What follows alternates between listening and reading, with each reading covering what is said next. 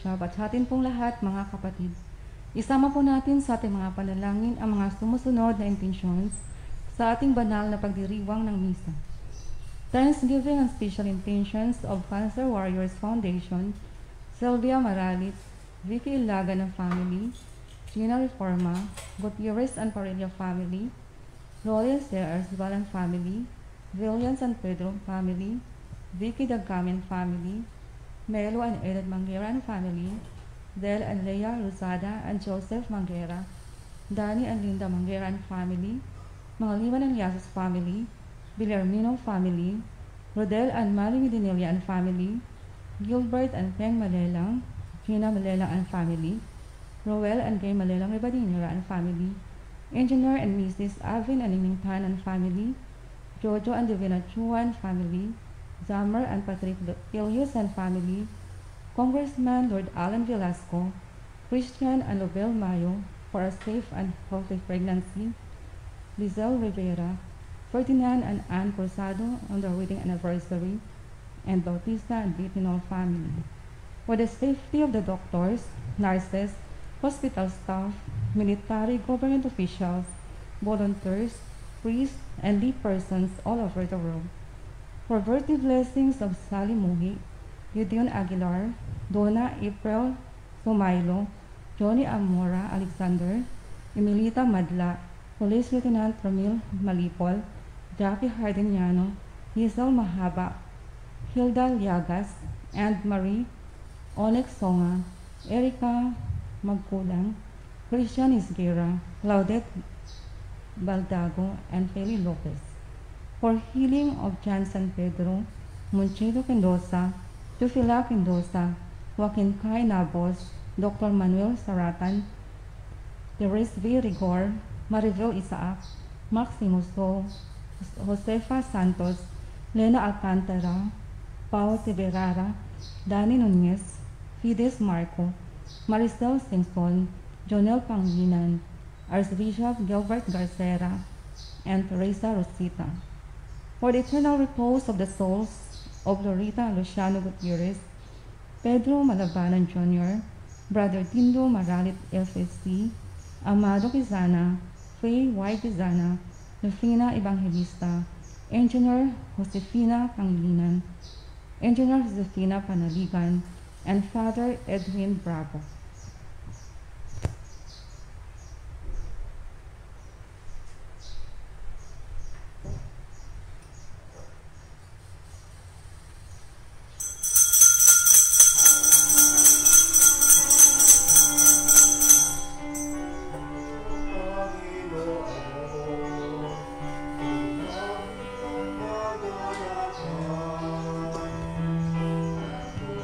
Bilang gitara at ang kaaya-ayang lira,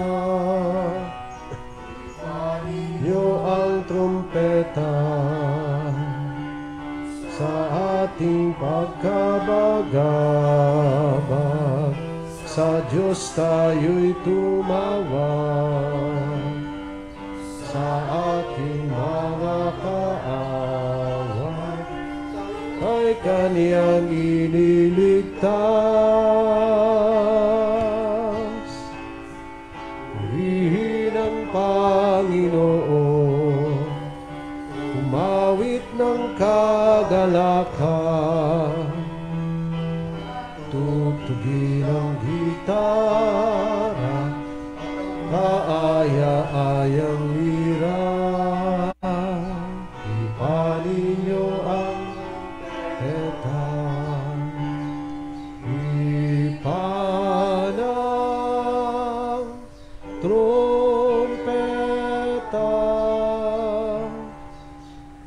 Sa ngalan ng Ama, ng Anak at ng Espiritu Santo, sumainyo ang kapayapaan.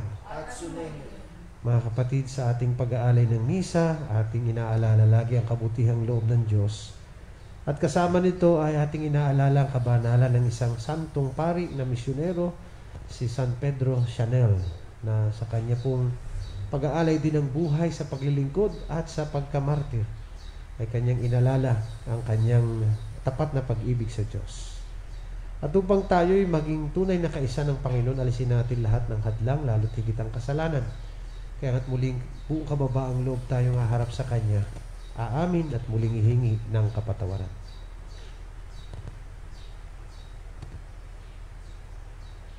Inaamin ko sa makapangyarihang Diyos at sa inyo mga kapatid, na lubha akong nagkasala sa isip, sa salita at sa gawa, sa aking pagkukulang. Kaya isinasamo ko sa mahal na Birheng Maria, sa lahat ng mga anghel at mga banal, at sa inyo mga kapatid, na ako'y panalangin sa Panginoong ating Diyos. Kawan tayo na makapangyarihang Diyos, patawarin tayo sa ating mga kasalanan, patnubayan tayo sa buhay na walang hanggan.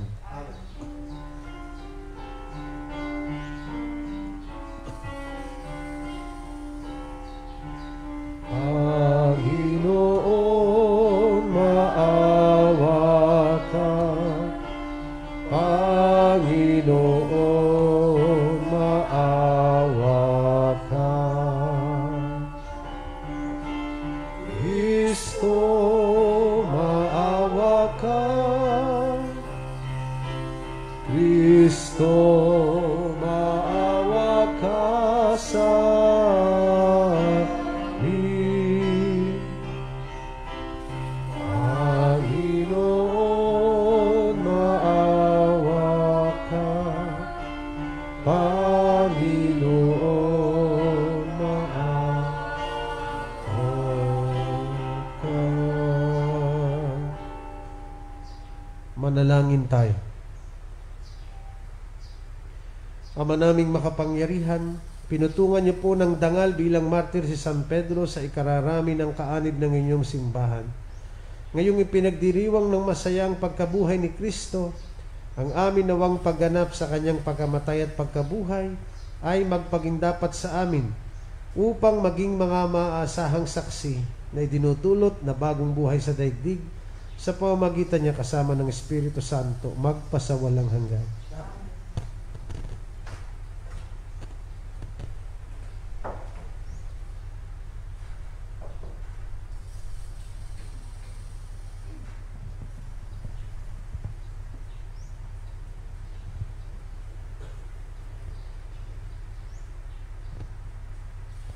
Pagbasa mula sa aklat ng Henesis.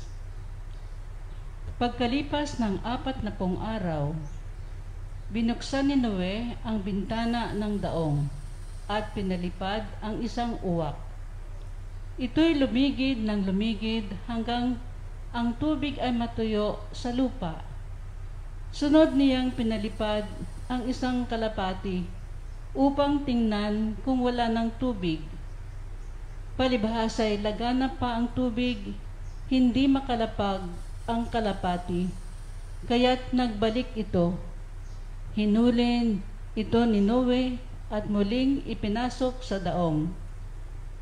Pagkaraan ng 7 araw, muli niyang pinalipad ang kalapati.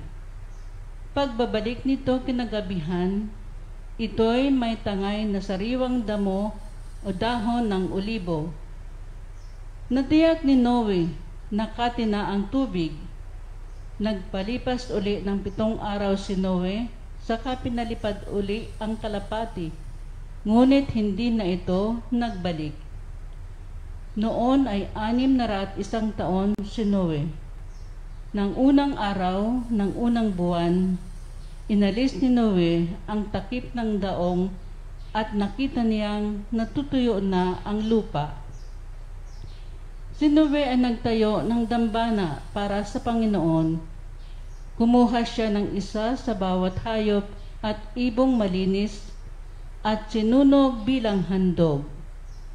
Nang masamyo ng Panginoon ang halimuyak nito, sinabi niya sa sarili, "Hindi ko na susumpain ang lupa dahil sa gawa ng tao. Alam kong masama ang kanyang isipan mula sa kanyang kabataan. Hindi ko na lilipulin uli ang anumang may buhay. Hanggang naririto't buo ang daigdig, tagtanim, tag-ani, palaging sasapit. Tag-araw, tag-ulan, taglamig, tag-init, ang araw at gabi, hindi mapapatid. Ang salita ng Diyos. Salamat sa Diyos. Maghahandog ako sa Diyos ng pagpupuring malugod. Maghahandog ako sa Diyos sa pagpupuring malugod. Sa Diyos ko't Panginoon, anong aking ihahandog sa lahat ng kabutihan na sa akin ay kaloob. Ang handog ko sa dambana ay inumin na masarap bilang aking pagkilala sa ginawang pagliligtas. Maghahandog ako sa Diyos ng pagpupuring malugod. Sa tuwinang magtitipon ang lahat ng kanyang hirang, ang anumang pangako ko ay doon ko ibibigay. Masakit sa kalooban ng poon kung may papanaw, kahit ito ay iisa, labis siyang magdaramdam. Maghahandog ako sa Diyos ng pagpupuring malugod. Kapag nagsasama-sama ang lahat ng iyong hirang, sa templo sa Jerusalem ay doon ko ibibigay ang anumang pangako kong sa iyo ay binitiwan. Maghahandog ako sa Diyos ng pagpupuring malugod. Magsitayo po.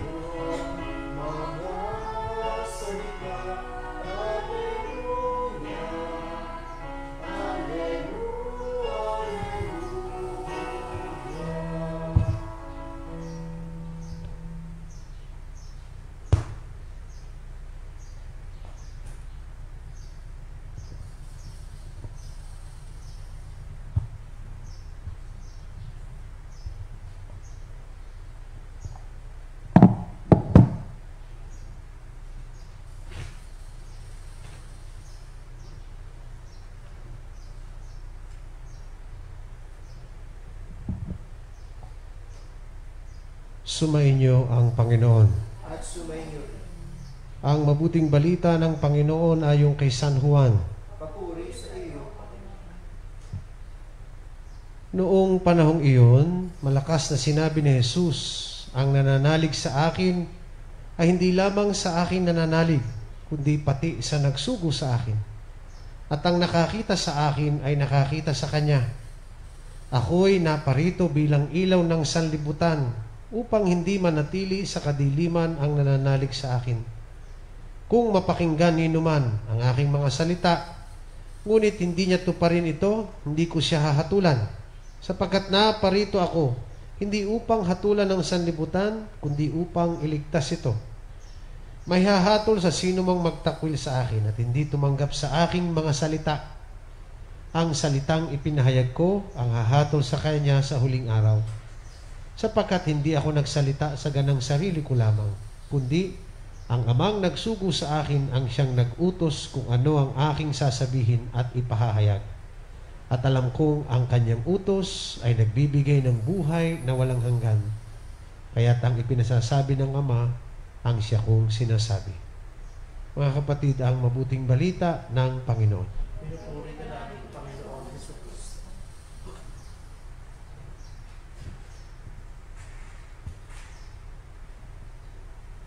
Isang magandang paalala uli sa ating lahat, yung kung gaano nating pinahahalagahan ang salita ng Diyos sa buhay natin.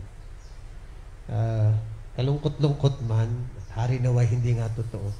Ang madalas kong marinig, pagkatoliko walang alam sa salita ng Diyos ang sabi. Sapagkat sa isang bahagi, hindi natin siguro naging gawi sa ating nakasanayang magsimba, magrosaryo, although lahat naman ito'y nilalaman ay salita ng Diyos pa rin.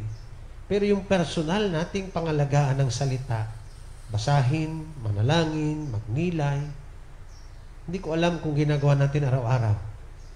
Pero sa ganitong katotohanan, maganda itong ebanghelyo ito sapagkat binibigyan din sa atin ng Panginoon na siya ang salita.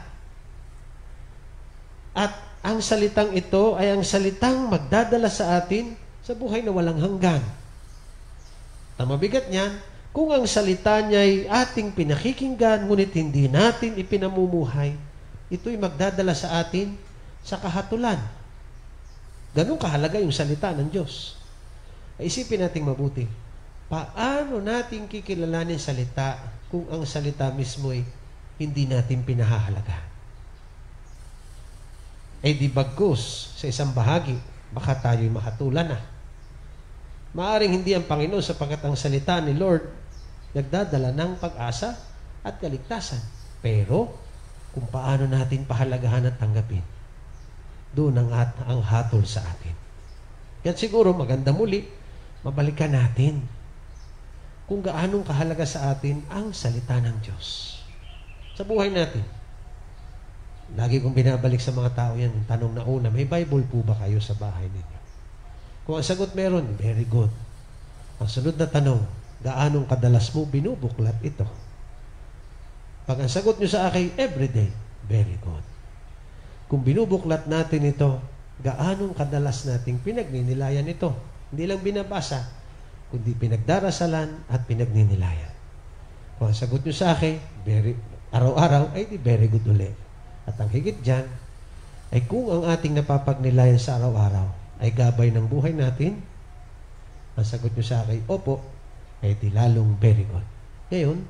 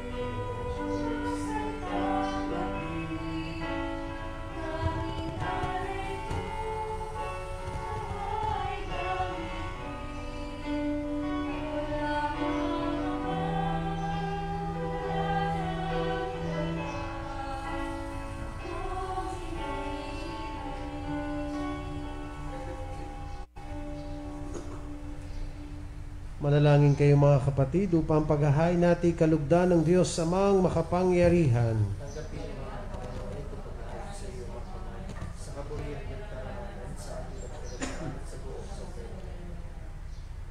Ama naming lumikha, tunghayan niyo po ang aming paghahain ng may alay sa paggunita kay San Pedro Chanel. Ipagkaloob niyo pong ang pagdiriwang namin sa pagpapakasakit ng inyong anak ay aming matularan at aming maganap sa pamamagitan niya, kasama ng Espiritu Santo, magpasa walang hanggan. Sumainyo ang Panginoon. At sumainyo. Itaas sa Diyos ang inyong puso at diwa. Itinasa namin sa Panginoon. Pasalamatan natin ang Panginoong ating Diyos. Marapat na siya'y pasalamat. Ama naming makapangyarihan, tunay ngang marapat na kayo aming pasalamatan sa pamamagitan ni Jesucristo na aming Panginoon. Ngayong si San Pedro Chanel ay pinararangalan sa pamumuhay niyang totoong uliran at pagiging maaasahan sa panunungkulan, kaya't si Jesucristo na maaasahan sa katapatan ay inihahayag sa pangangasiwa sa sambayanan. Ang malasakit ng mga ulirang tagapangasiwa noon ay nagpapatuloy magpahanggang ngayon sa mga panalangin kanilang iniuukol, kaisa ng sambayanan niyo pong dito'y nagtitipon. Kaya't kaisa ng mga anghel na nagsisiawit ng papuri sa inyo ng walang humpay sa kalangitan, kaming lahat ngayon nagbubunyi sa inyong kadakilaan.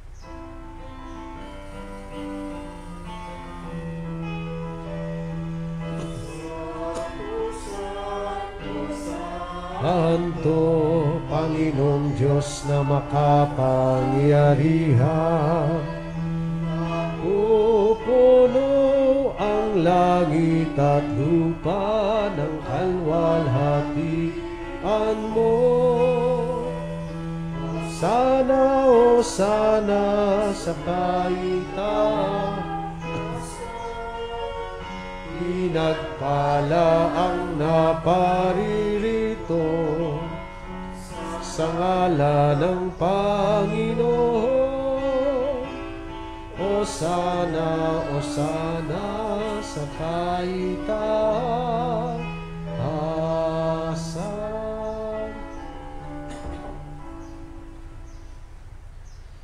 Ama naming banal, kayo po ang bukal ng tanang kabanalan, kaya't sa pamamagitan ng inyong pong Espiritu, gawin yung banal ang mga kaloob na ito, upang para sa amin ay maging katawan at dugo ng aming Panginoong Hesukristo.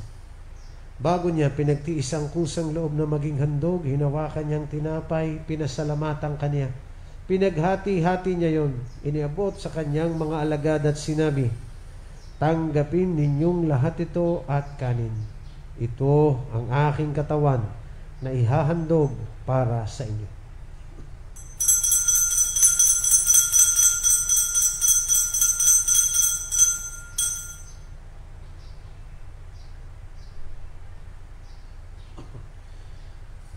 Ngayon din naman nung matapos ang hapunan, hinawakan niyang kalis, muli kanyang pinasalamatan. Iniabot niya ang kalis sa kanyang mga alagad at sinabi, tanggapin ninyong lahat ito at inumin. Ito ang kalis ng aking dugo, ng bago at walang hanggang tipan. Ng aking dugo na ibubuhos para sa inyo at para sa lahat sa ikapagpapatawad ng mga kasalanan. Gawin ninyo ito sa pag-alala sa akin.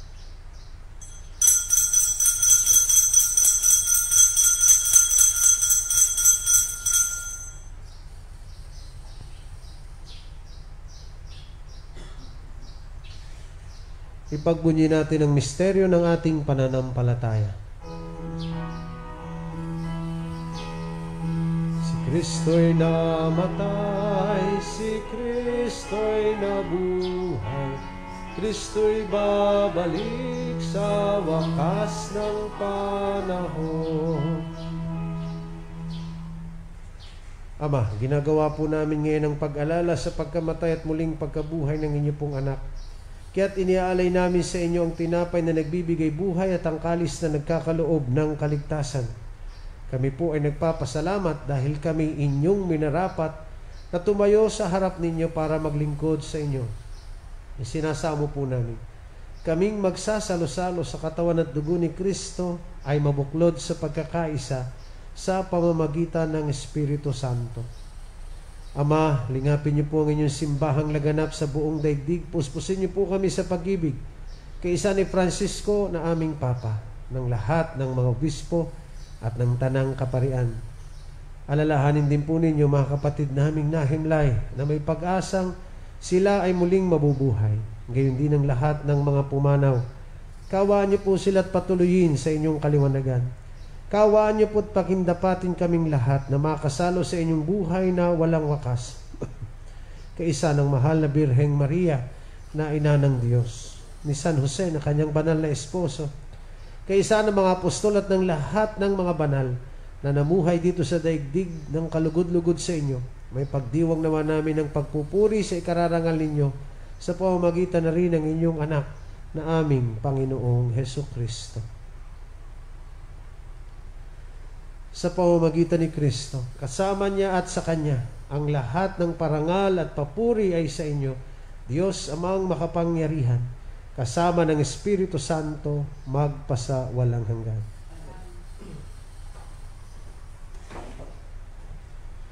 Sa tagubilin ng mga nakagagaling na utos at turo ni Jesus na Panginoon natin at Diyos, ipahayag nating lahat ngayon ng buong lakas loob.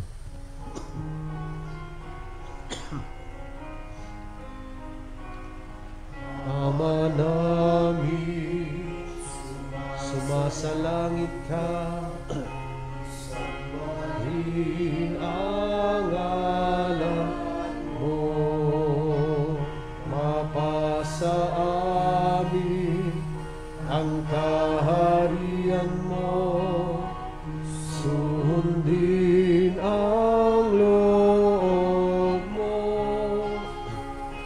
ito sa lupa para ng sa langit. Bigyan mo po kami ngayon aming kakanin sa araw-araw at kami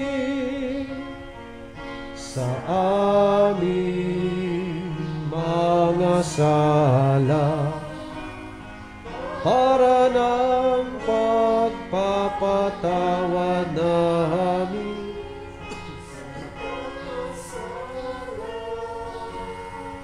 sa amin, at huwag mo kaming ipahintulot sa tukso.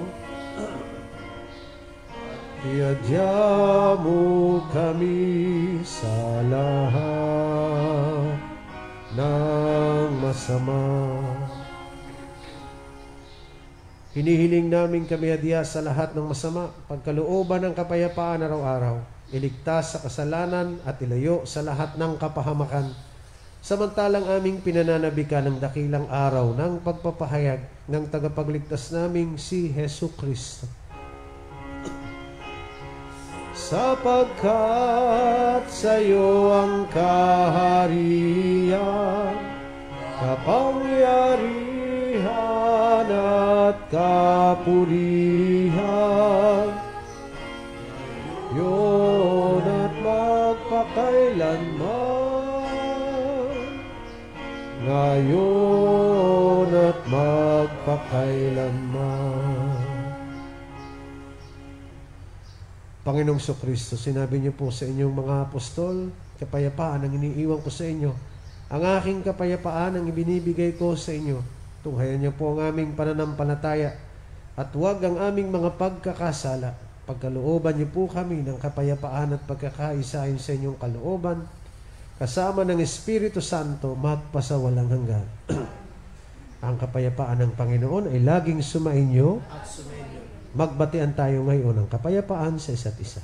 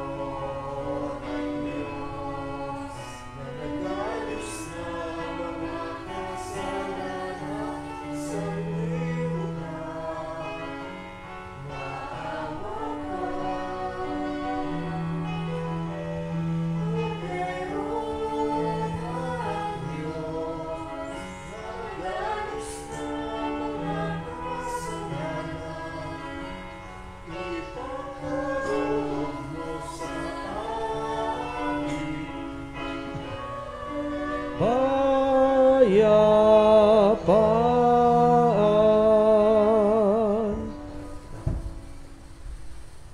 Mga kapatid, ito ang kordero ng Diyos na siyang nag-aalis ng lahat ng ating mga kasalanan.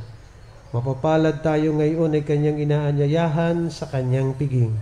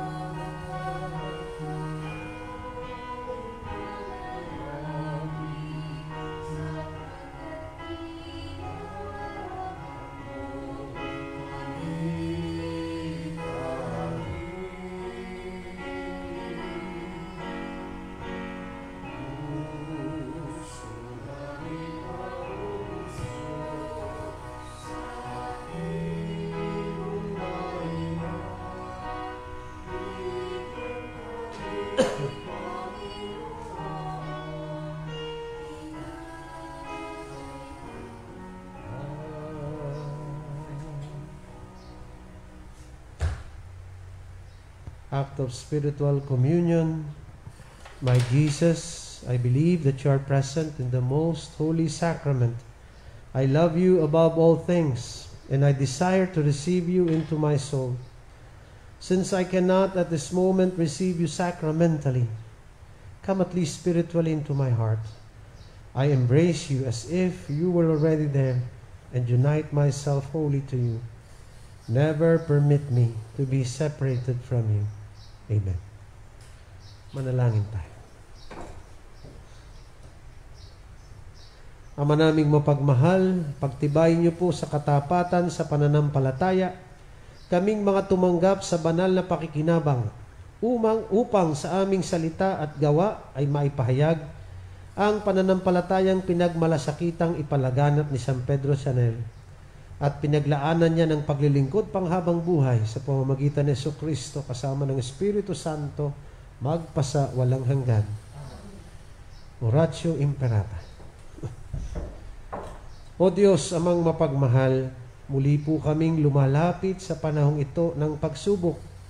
Hinihiling namin ang inyong biyaya upang aming malampasang lahat ang panganib na dulot ng COVID-19 na marami na ang naapektuhan at maraming buhay na rin ang nakuha. Ipinapanalangin namin na ang lahat ng may karamdaman na dulot ng virus na ito ay agaran na sanang gumaling at muling makabalik sa pagpupuri sa inyo. Ganon na rin ang sidhi ng aming panalangin para sa mga taong naglilingkod at gumagampan para sa kapakanan ng iba upang masugpo ang karamdamang ito at mapigilan ang higit pang pagkalat at pananalanta nito. Nagpapasalamat po kami sa bakunang na isulong sa patnubay ng inyong mga kamay. Pagpalain niyo po ang aming pagsisikap na mawakasan ng mga bakuna ang pandemya sa aming bayan. Sa inyo po namin ipinagkakatiwala ang lahat ng mga mahal namin sa buhay. At kami buong kababaang loob na humihingi ng inyo pong patnubay upang hindi namin malimutang paglingkuran ang mga aba at higit na nangangailangan lalo na sa mga panahong ito. Ang lahat ng ito ay aming hinihiling sa pamamagitan ni Jesucristong Panginoon namin at ng Espiritu Santo magpasa walang hanggan. Mahal na Birhen ng Biglang Awa, San Jose, San Rafael Arcangel, San Roque, San Pedro Calunsod, San Lorenzo Ruiz.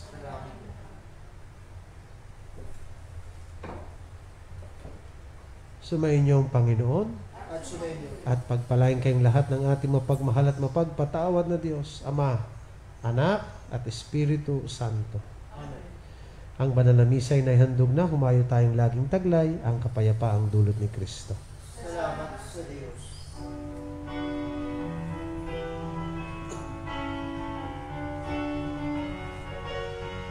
Salamat kayo sa Panginoon.